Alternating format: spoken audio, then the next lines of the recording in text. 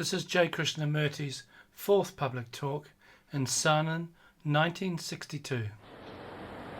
We were talking the other day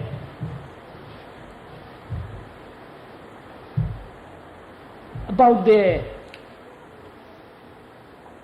vitality and the virility of virtue. And I would like to go much more into this question of energy.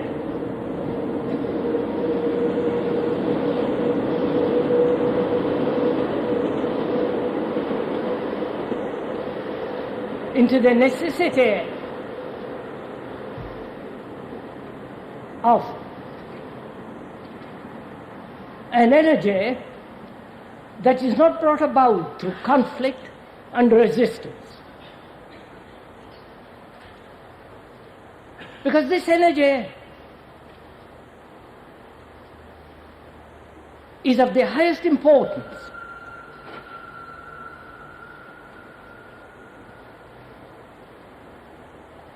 Because one needs this energy to penetrate very deeply beyond all experience into that state which is beyond all experience, but which is not faith. And in order to go into it very deeply, I think one ought to be very clear from the beginning what we are trying to do in these talks and discussions.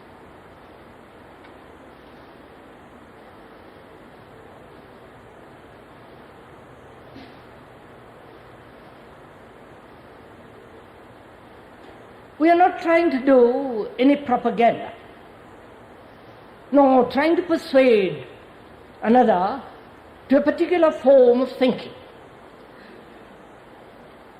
to a particular course of action. Nor are we trying to create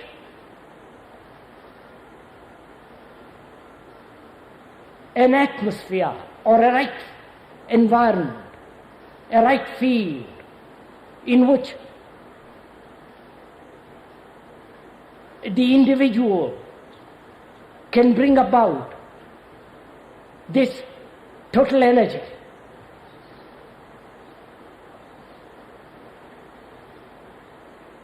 Because, you see,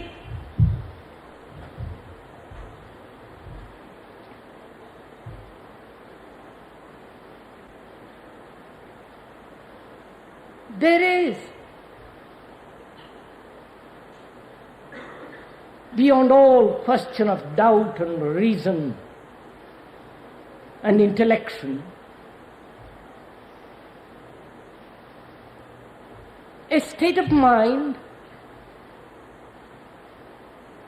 which comes about when all conflict is removed, conflict of every kind, and this conflict, though it creates certain form of energy,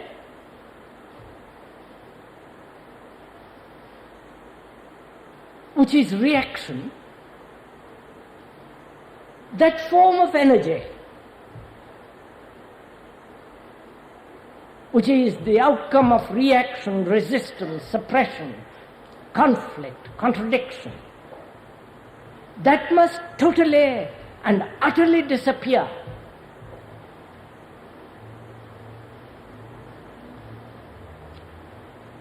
And it seems to me that before I go into that, before we go into the question of emptying the mind of all conflict, of all idea, of all concepts.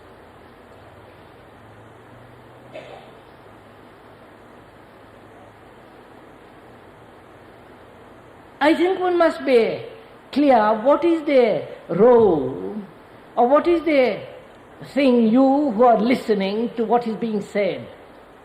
What is your function?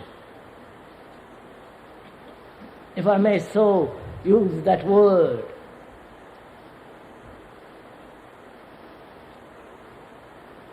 Are you merely listening in order to adjust yourself to what is being said? Or are you merely listening to find out the flaws and the contradiction of the speaker,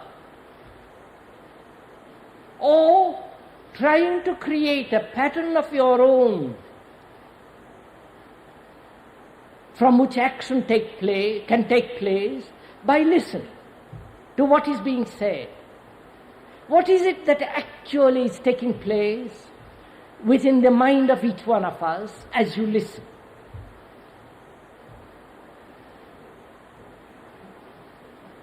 Because I'm going to discuss, I want to talk about something which is desperately serious.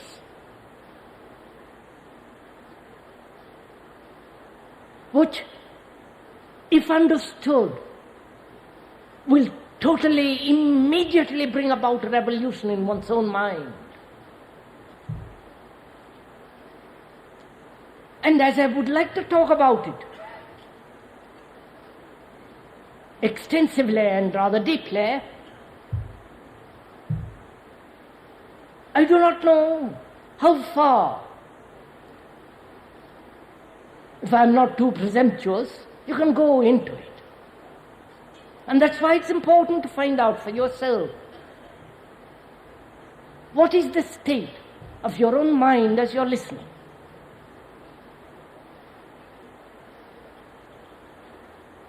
Are you merely listening to the word, to the symbol of words, to the meaning of words, trying to correlate or adjust what you already know to what is being said? Or are you trying to find out what the speaker is saying, which would again be utterly false?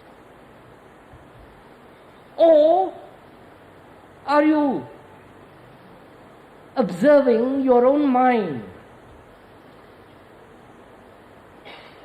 becoming conscious,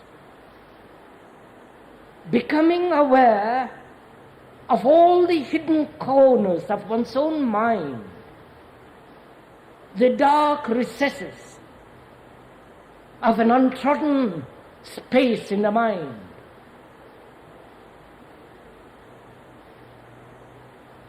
Or are you merely lazily on a rather pleasant morning listening to pass the time away?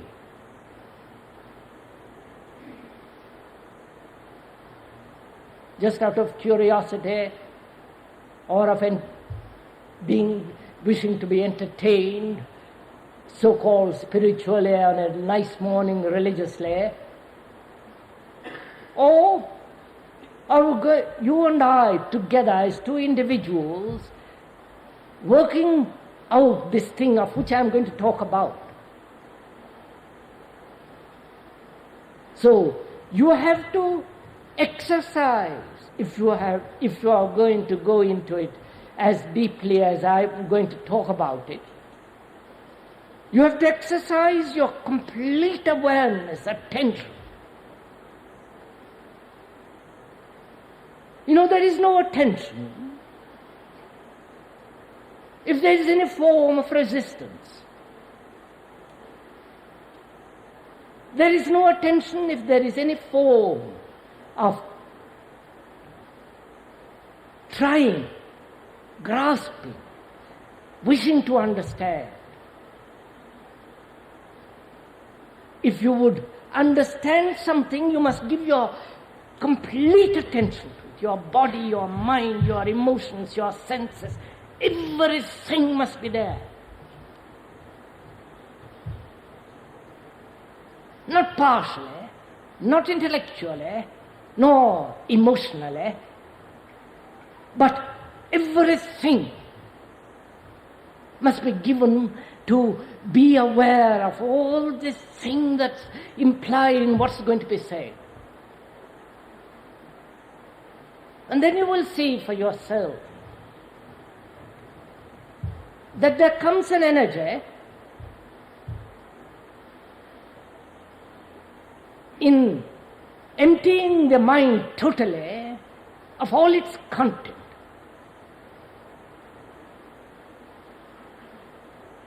It may sound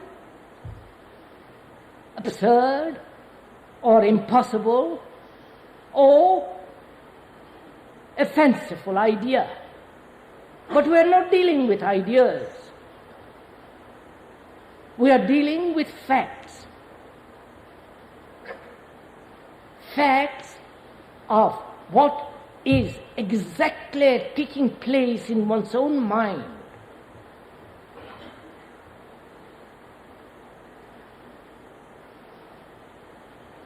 And to be aware of these facts, of what is actually going on in one's own mind, one has to be aware. Not try to correct them, not try to alter them, not try to change them, but just to be aware. To be conscious of every movement of thought.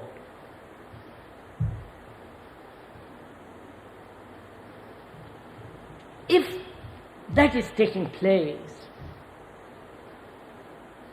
then we can proceed into the investigation of the conflict which exists within each one of us. Because conflict in any form, outwardly or inwardly, destroys clarity. And out of that clarity only can there be energy. You know, there are two types of energy. Energy brought about through contradiction, resistance, with which you are quite familiar, of our daily activity, daily relationship, daily existence. A conflict, a contradiction. And out of that contradiction, conflict, which is the very essence is resistance, there is a certain form of energy. And that energy produces certain activities.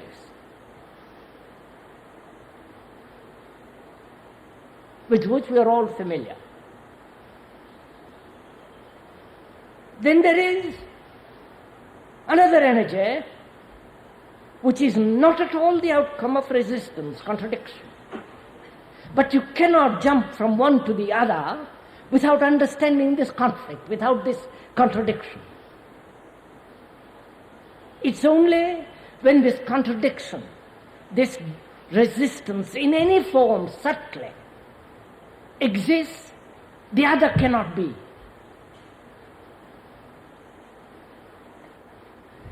This must be totally denied before the other can be. And you cannot deny this if you merely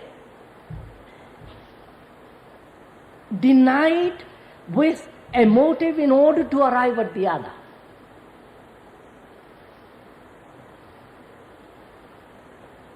You know, most of us have certain form of energy, physically and mentally.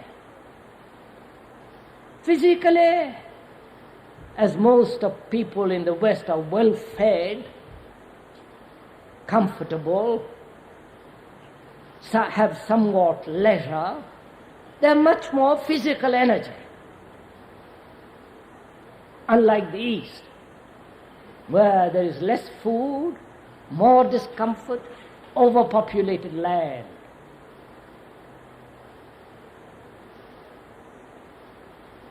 And that physical energy is one thing, and it is necessary.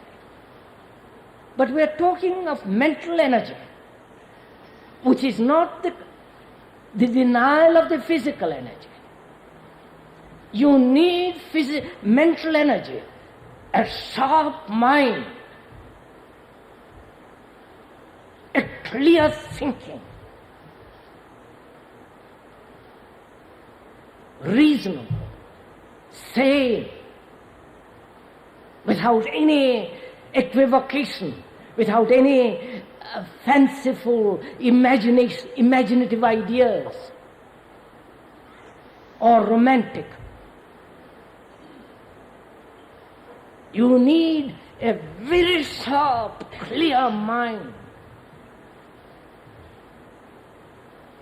And that clarity of the mind can only come about when there is no conflict of any kind. As you know, conflict wears the mind. Any problem, at whatever level, physical problem, sexual problem, economic problem, a problem of relationship, problem of virtue, problem of death, or whatever problem it be, every conflict which is a problem wastes this mental energy, this clarity.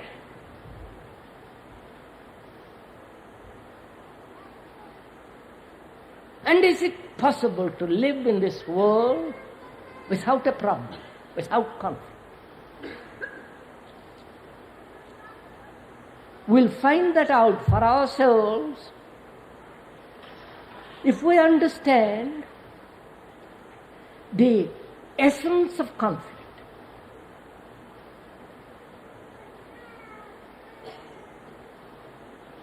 Please, let me add here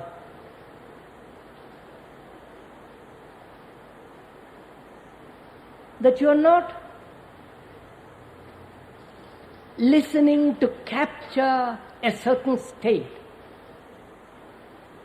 a certain vitality with which you can approach your own problem. You are not listening for that purpose. You are listening in order to discover your own problems, your own activities, your own contradictions.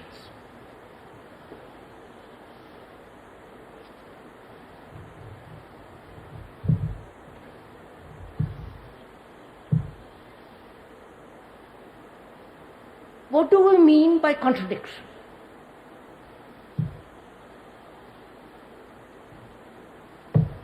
As long as there is an idea being a concept, a pattern, a mode of action, a goal, the ideal, that creates a conflict. Because that is unreal, which is not factual. The fact is one thing, and the idea about the fact is another.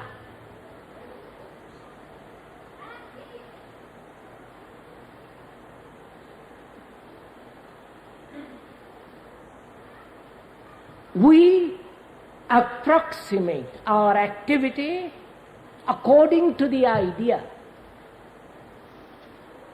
We create an idea, we create a pattern, a concept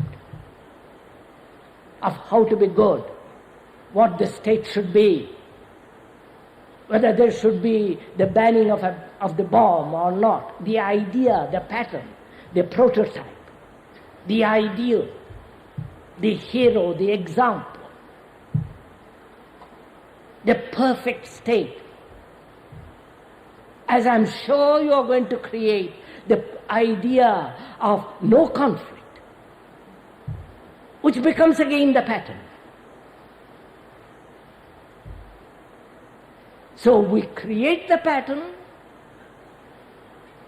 which we can see why we create the pattern, because we want to escape from the fact, whatever that fact be, and being satisfied with what is, not understanding the fact, and creating the idea, then there is a division, then there is a contradiction. Throughout the world, this ideational pursuit exists, the contradiction between what is and what should be. The should be is the idea, is the pattern, is the prototype. And so, between the fact and the idea, there is a contradiction. And then we try to bring about an approximation between the fact and the idea, and hence the conflict. All our actions, if one observes, is based on idea. All our actions, that I should not, motive, desire, everything, every action has in its root, for its root, an idea. And we are always trying to approximate the idea with action, or action with the idea. What I am going to talk about is the total elimination of idea. And therefore the cessation completely of conflict, which does not mean that you go to sleep in your own comfortable, non-ideational world. On the contrary, this demands complete awareness. I hope you don't mind if I take my coat off.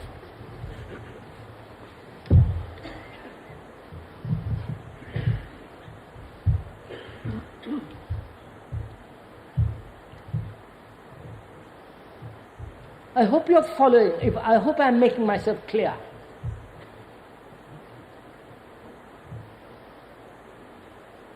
Because to me, every form of conflict in relationship, in study, in love, in any form of human relationship, all conflict is detrimental, dulls the mind, makes the mind insensitive.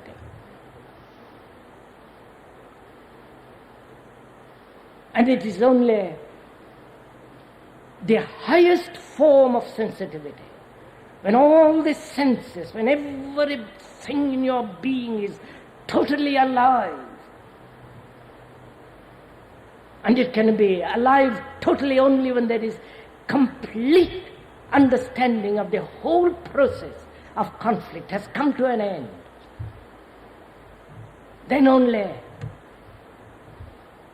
the mind can be totally awake. And it is only such a mind has an astonishing energy, and therefore can meet every problem without continuing with that particular problem.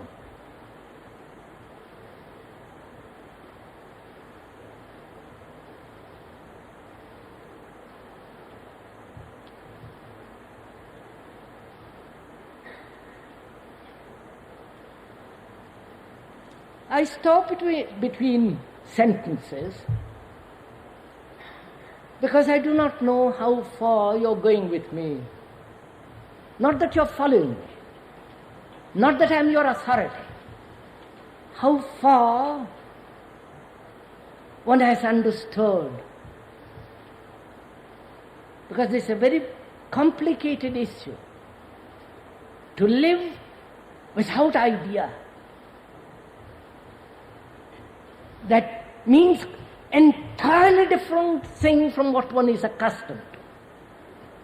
Because we live with ideas, we live with our thought, we live with our concept, habits, formulations. And a person comes along and tells you, look, that isn't the way to live, that only creates conflict, misery, confusion. To live implies totally, completely a mind that is empty of all ideation, and therefore is capable of facing fact from moment to moment without interpreting the fact.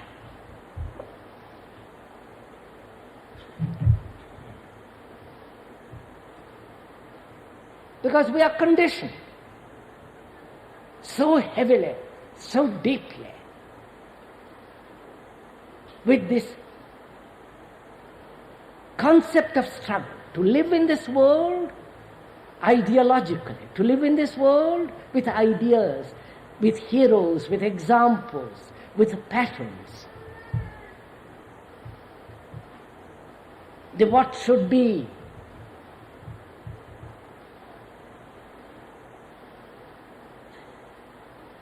And I am proposing the wiping away of all that.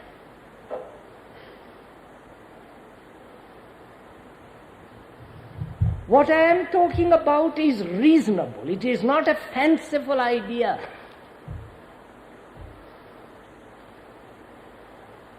Because one can see for oneself very clearly where there is conflict, there is confusion, there is lack of clarity, there is suffering, there is misery, every form of travail.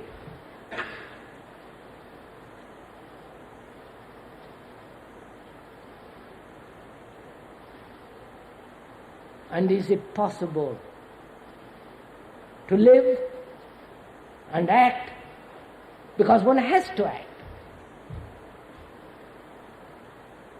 Not only in the outer world, but inwardly. One has to go to the office.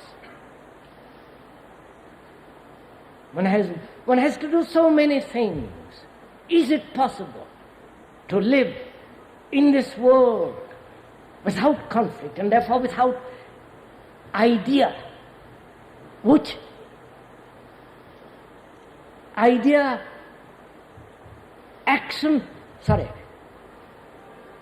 an activity which is not approximating itself to the idea.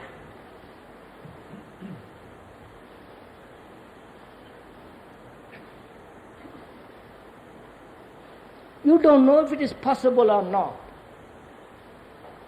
I say it is. And that's the only way to live.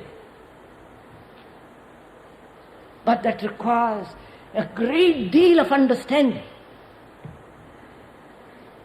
And to understand you must have tremendous energy, not just blank, vague, aspirational hope.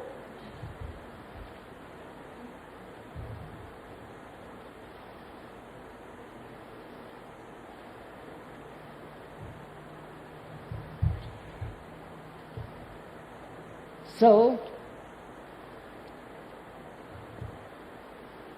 idea is brought about through thought, concept, patterns, is the outcome of our thinking, which is based upon our conditioning. All our thinking, however noble, however refined, however subtle, is the outcome of our memory, of our experience, of our knowledge. There is no thinking without the past. There is no thinking if thought is not the reaction of memory.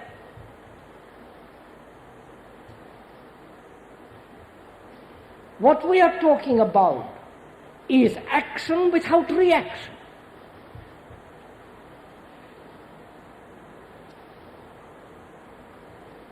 Which means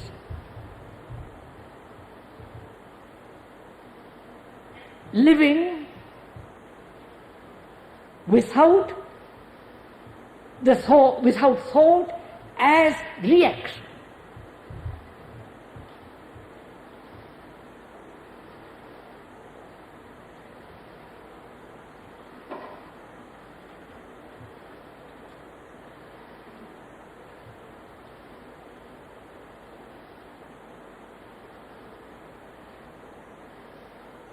In this world,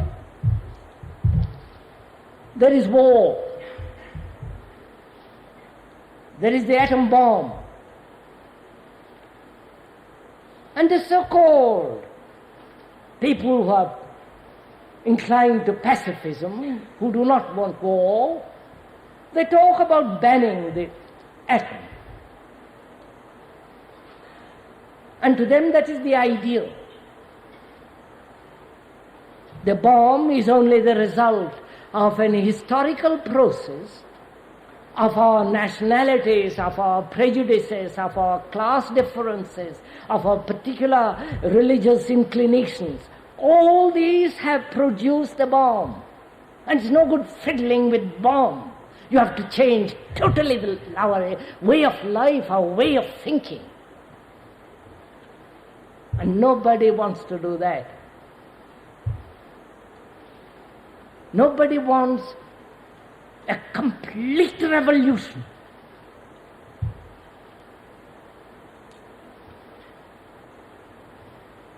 And that's what we are talking about. A revolution which is not a reaction. As communism is the revolution as a reaction to capitalism. We are seeing the facts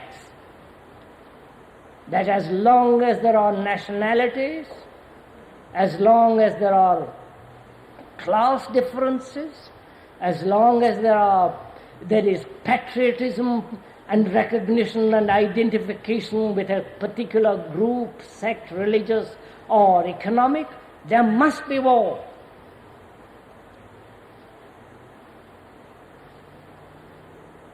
And to end war, one must uproot all these conditioned thinking.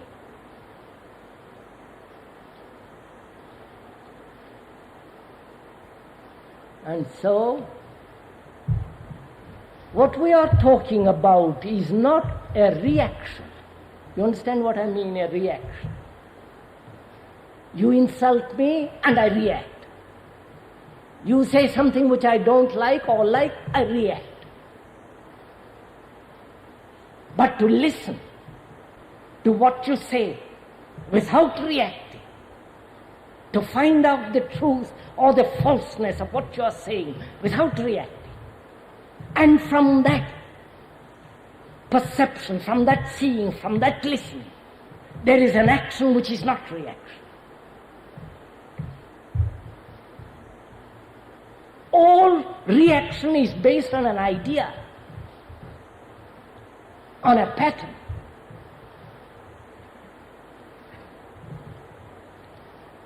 So if one is to remove, if one is to be freed totally from conflict, one must go into this question of thought,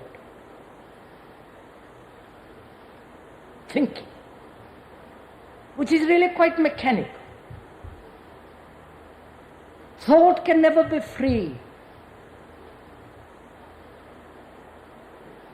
It can aspire, it can create, it can imagine. But it is never free because it is the outcome of our conditioning, of our memory, of our knowledge of the past.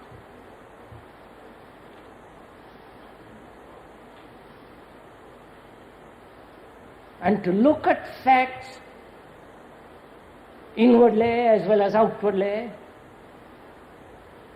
without reaction implies to look without thought. Now I say, what nonsense are you talking about?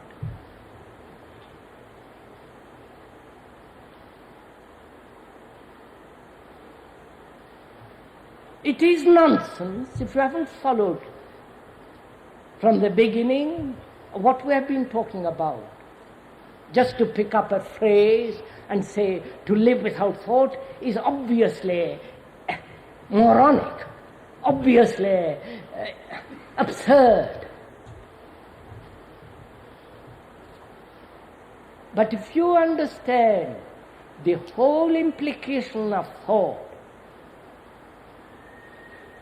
and if you have observed in yourself of every movement of thought, not just the pleasant or the every movement,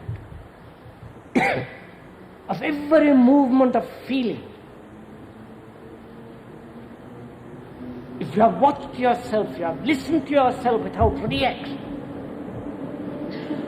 to this whole complex movement of the mind, then you will see for yourself that you can live, function, do things without thought. That requires an enormous awareness. You know what I mean by being aware? To be aware. To be aware of the flutter of those leaves in the wind. To be aware and listen to that stream rushing by. To be aware of the clouds and the light on the clouds and the deepening effect of shadows. To be aware of all the people sitting here in different dresses and colors, different opinions, different faces, smiles, tears, sorrows, to be aware of all that. And to be aware of your reactions to all that. Reactions of your like and dislike. Your prejudices. And to go beyond, which is to observe without choice. To be aware without translating, without comparing, without justifying, just to be watchful, just to see the movement of those leaves in the wind, and to listen to another without interpretation, without condemning.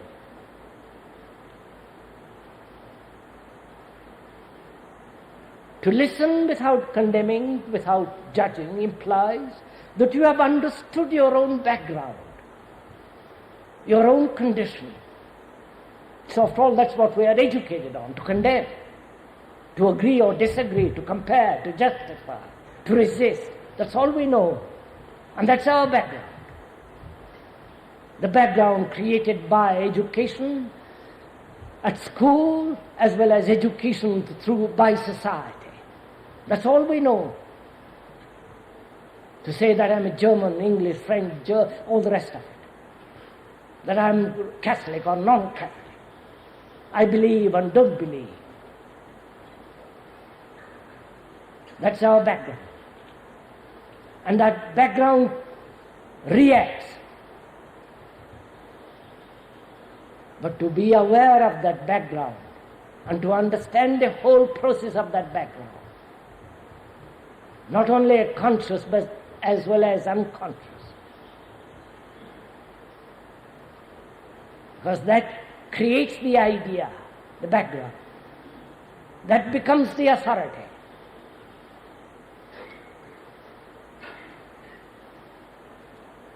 And a person who is concerned with the understanding of conflict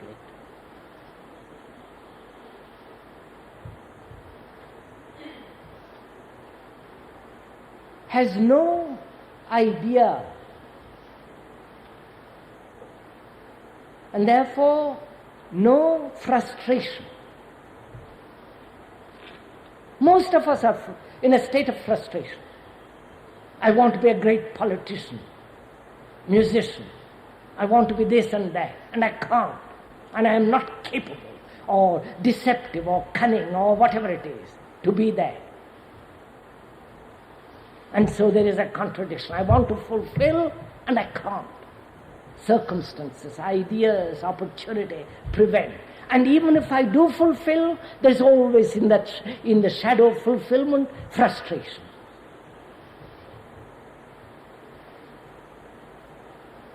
I hope you're not merely following my words, you're watching yourself.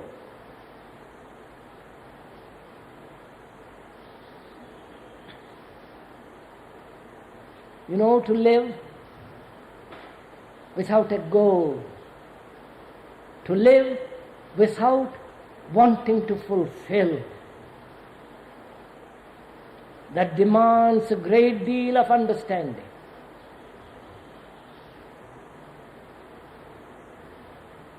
Because then you are dealing with facts of what is actually taking place.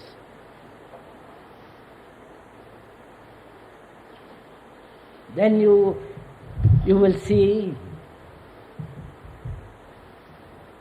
from this there is the mind having understood itself, having observed itself, knowing itself, all conflict has been emptied from itself, from the mind.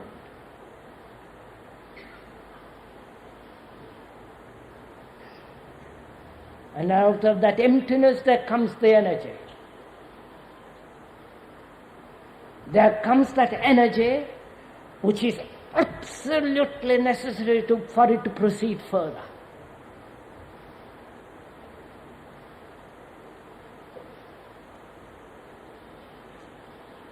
Because most of us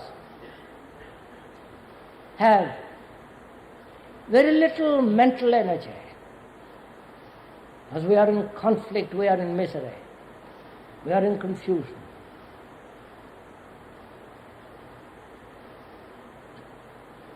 And when you have understood conflict and when the mind has emptied itself of all conflict, because it has understood the whole process of thinking and ideation and concepts and prototypes and all the rest of it, then out of that comes an energy which lives from moment to moment, from day to day. It does everything without conflict.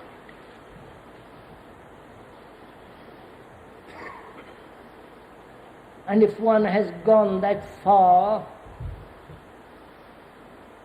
and it's only then that there is real peace within oneself.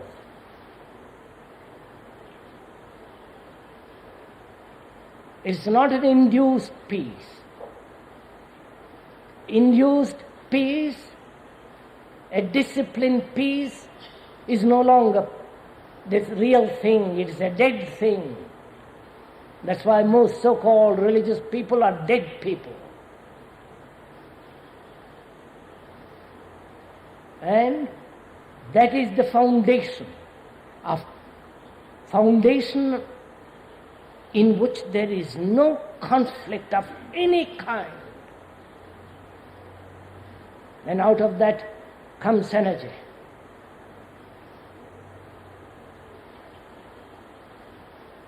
And that energy is necessary.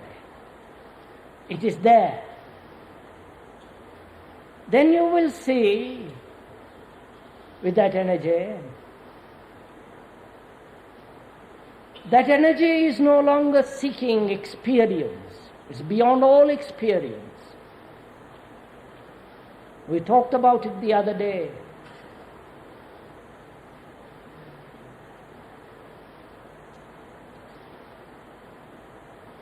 And you will see that the mind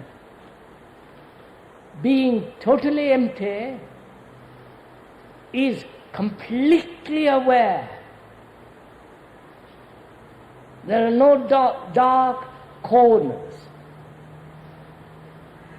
no untrodden space. Everything is alive, awake. And then you will find for yourself, if you've gone that far, that time, distance has lost its meaning.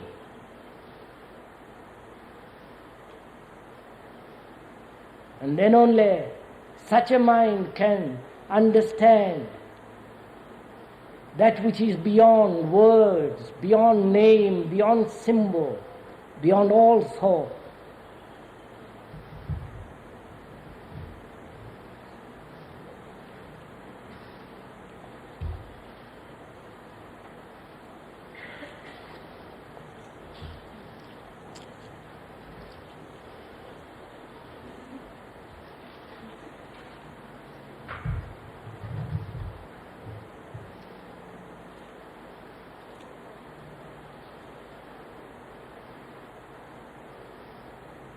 Shall we talk about or question what we have been talking about this morning?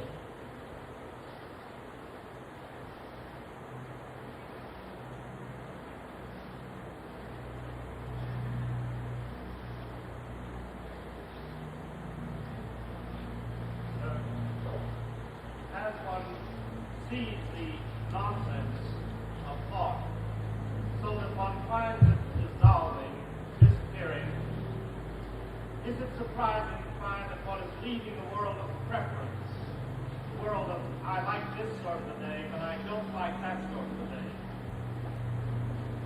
I don't quite get the question, sir. I find, sir, that I have left all forms of preference, that there is no like or dislike. Is that surprising? Not at all, sir. But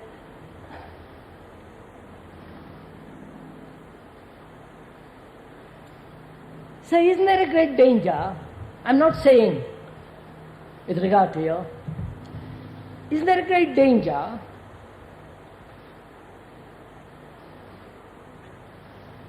of a withdrawal from existence, from life, and therefore becoming utterly insensitive? You understand what I mean by sensitivity? You know, we want to be sensitive to the beautiful, to lovely music, to fine pictures. But we don't want to be sensitive to the ugly, to the noisy, to the dirty, foul things of the streets.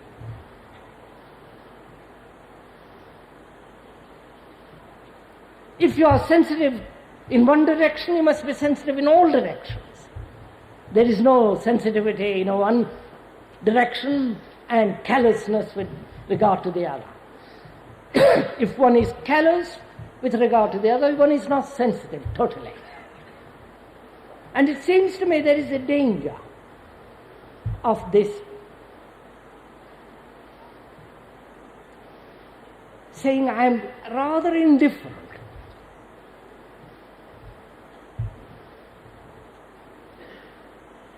Indifferent to my preferences, indifferent to what is taking place, indifferent to my own quarrels and anxieties, guilts and conflicts. I am not saying you are, sir, but there is the danger of that.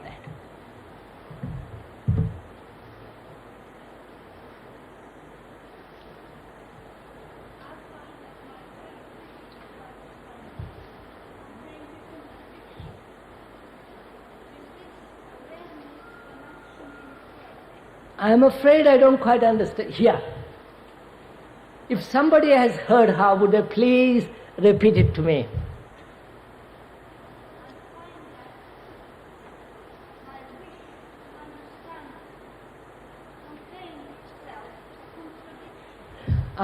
My wish to understand you, what you are saying, in that in itself there is a contradiction. Is that what? My wish to understand you, what you are saying, what you are talking about, in that in itself is a contradiction. Surely, you are not trying to understand what is being said. You are not trying to understand the speaker.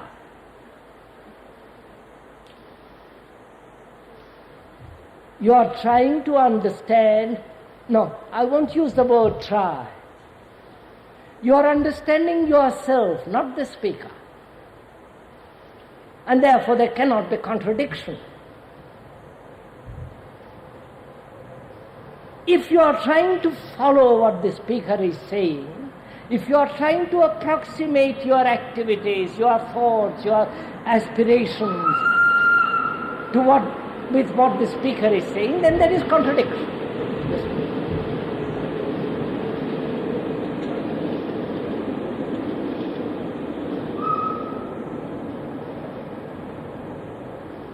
Sirs, I thought I made it perfectly clear from the very beginning that I am not marketing the ideas.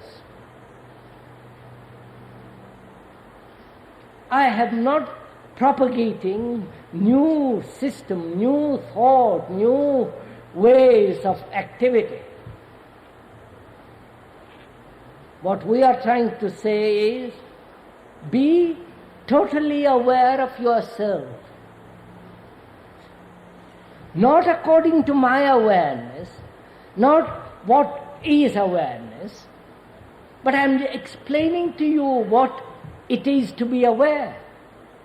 And that explanation is reasonable, logical, sane, healthy, and you can see for yourself, if you are so aware, to find out about your own ways of activity. You are not following me. There is no authority.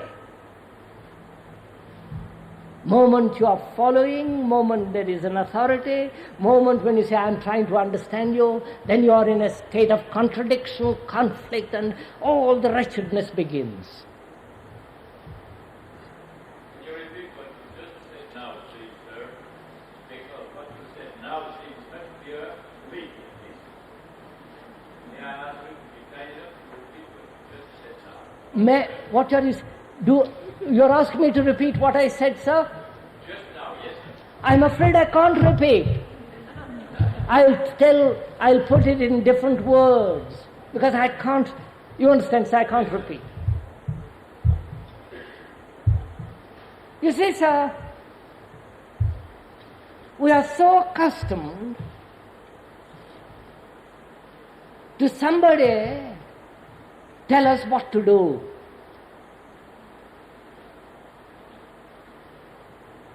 We are so used to following somebody. Our habit is to approximate ourselves to what is being said.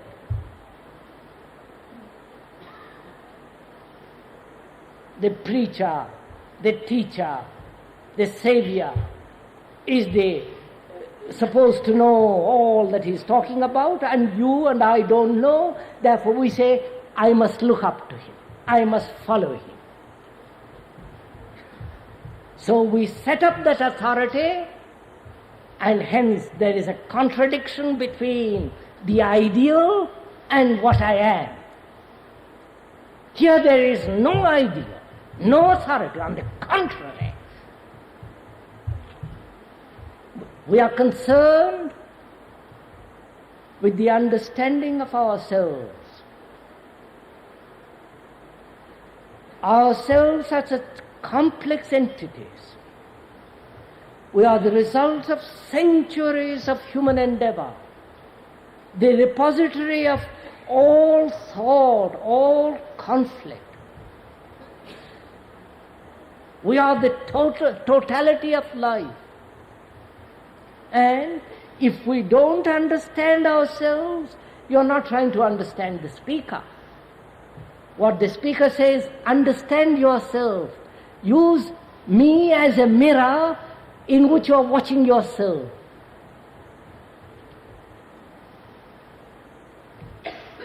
Un momento, sir. I haven't finished yet. Please, sir. I know you have questions, but you see the difficulty is you're not listening to the previous question. You are already so concerned with your own question that you're not listening. Do please pay a little attention.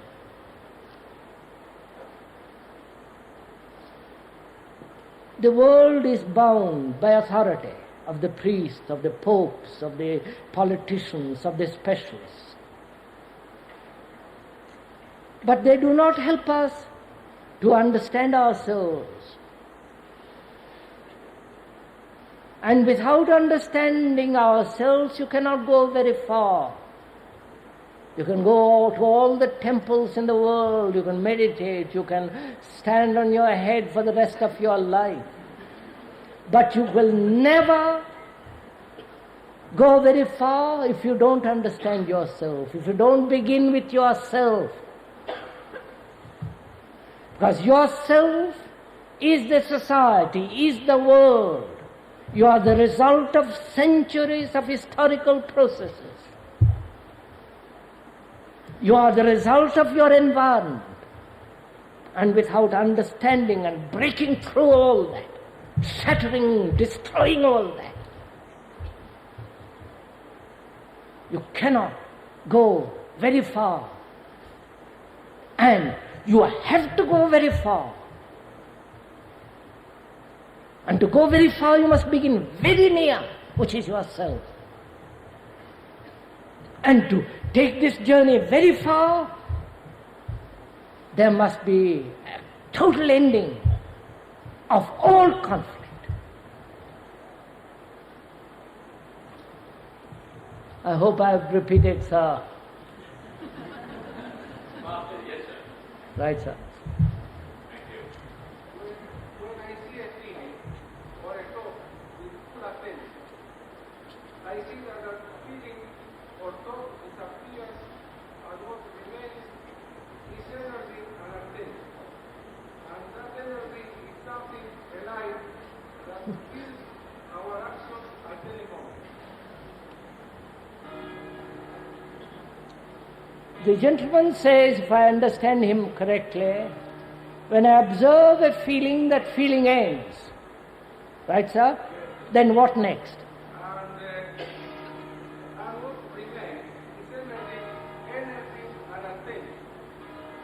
And that energy is something alive that fills our action at any moment.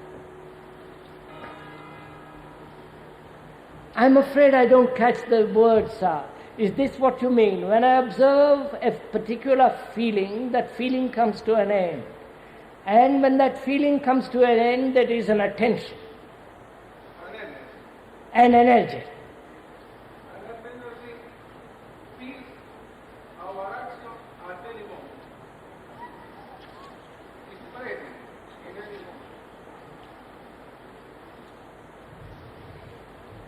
Look, sir, when you observe a particular feeling, a particular thought, what is important is to find out how you observe that feeling and how you consider that thought. Please follow this. Do you see the feeling or the thought as something separate from you? Obviously you do. I do not know if you have not experimented with this, that when you observe a feeling, the feeling comes to an end.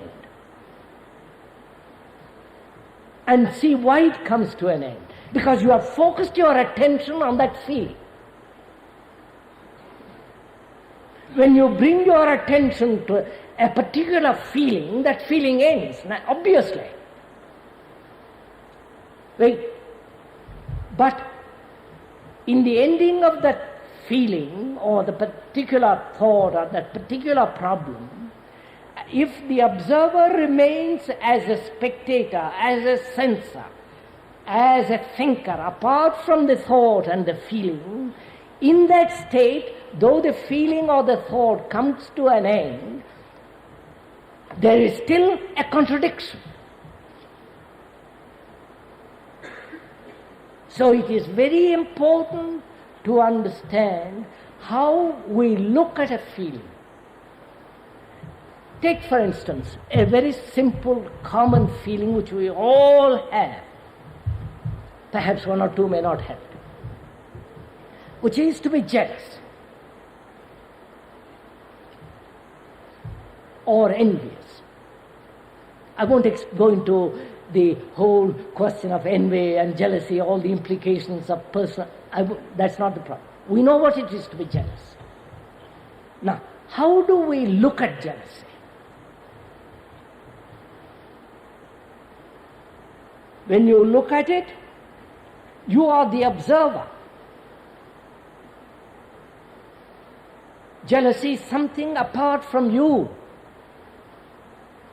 You are trying to change that jealousy. You are trying to modify it. You are trying to find explanations why you are justified in being jealous, and so on and so on. So there is an entity, a censor, a being which observes.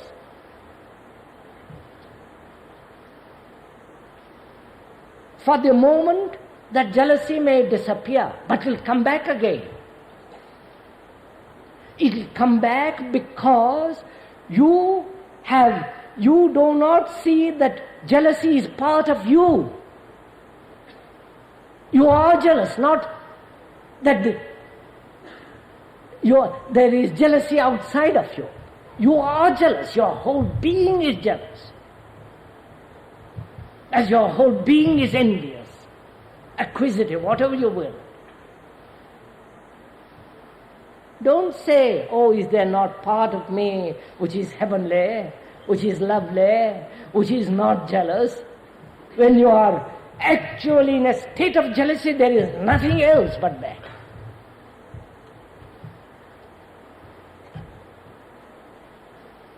So it's very important to find out how to look, how to listen. I will go into it a little bit. When one is jealous, see what is taking place. There is a feeling. My wife, my husband looks at somebody else, and all that tummy rot, which we call love. Looks at somebody else, or somebody else is cleverer than me, I'm not such a beautiful figure and all that. I'm jealous. I have that feeling. The moment that feeling arises, I give it a label. I call it a name. See what is taking place. Follow it, please, step by step. I have a feeling. I give it a name. I give it a name because I want to know what it is. And so, the word jealousy is the outcome of my memory, of the past. Please follow this. Jealousy is something new. It has come into being immediately, spontaneously. But I have identified it by giving it a name. Now, why do I give it a name? Either to strengthen it, or to identify it, or to justify it.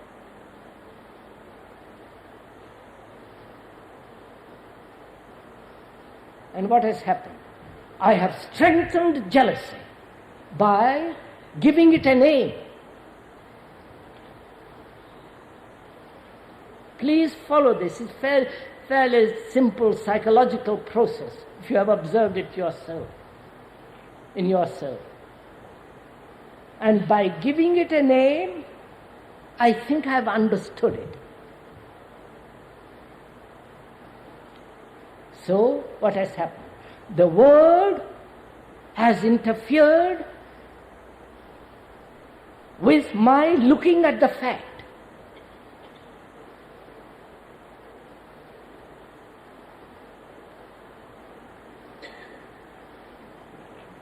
So I think I've understood it completely by calling it jealousy. I put it in the old framework of words, of memory, of all the impressions, of explanations why I should not. But that feeling of jealousy, that feeling is something new. It is not something of yesterday. It is something of yesterday when I put a name to it. You are following all this? If I don't name it, then it is something new which I can look. When I do look without naming it, there is no center from which I am looking. Please see this. Are you working as hard as I am doing?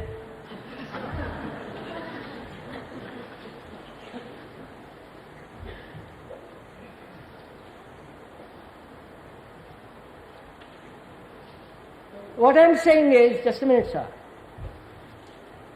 What I'm saying is, the moment you give a name, a label, you have brought the feeling into the pattern, into the framework of the old. And the old is the observer with his words, with his opinions, with his ideas.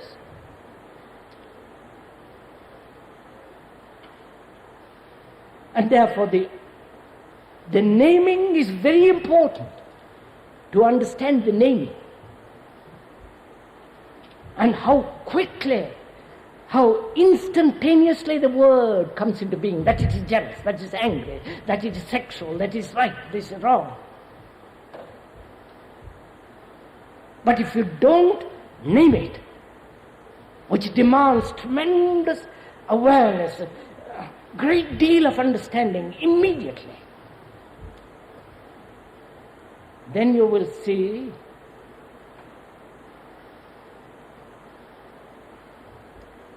that there being no observer, no thinker, no center from which you are judging, then you will see that the feeling is not different from you.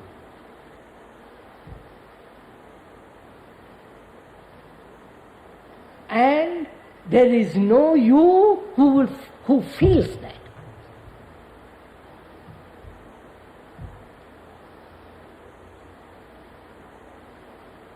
And jealousy, like any other habit, continues. It has become a habit for most of us. And to break the habit is to be merely aware of the habit. Please listen to me. Merely to be aware of it, not to say I must change it, I must transform it, it is terrible to have this habit and so on, so on, so on, or say it is necessary to change the habit, but just to be aware of it. To be aware of it is not to condemn it, to look at it. You know, when you love a thing, you look at it.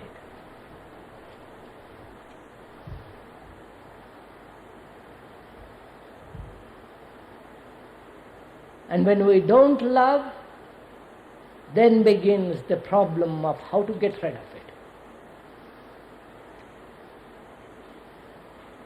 But if we are, if I may use that word, love jealousy, you understand what I mean? Love, in quotes, jealousy, that feeling, which does not deny that feeling, then there is no separation between the feeling and the observer. And therefore, out of this total awareness, if you go into it very, very deeply without word, then you will see you have totally wiped away that feeling which is identified with that word called jealousy.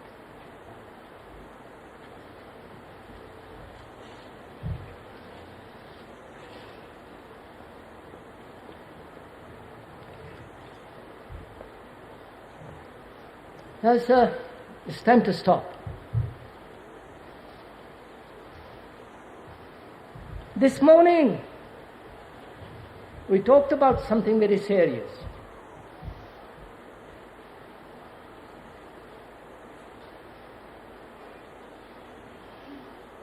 To live in a world which is full of ideas, ambitions, competition, worship of success, in a world that is crowded with people who want to be famous, who want to be known, who are as writers, painters, scientists, great people.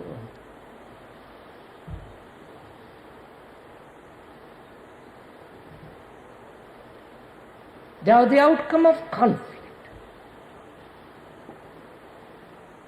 outcome of contradiction. Greater the contradiction, greater the tension.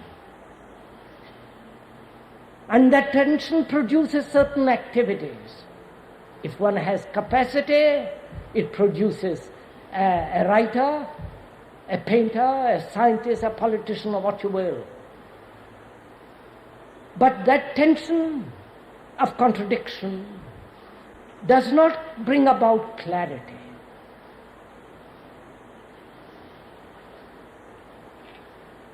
That tension brings more misery. That tension may go to the church, worship God, but it has no meaning whatsoever. God is not found through tension, through contradiction.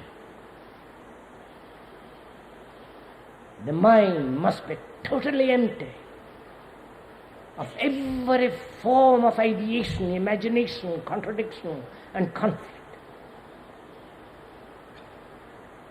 And in that there is great beauty, an astonishing sense of vitality.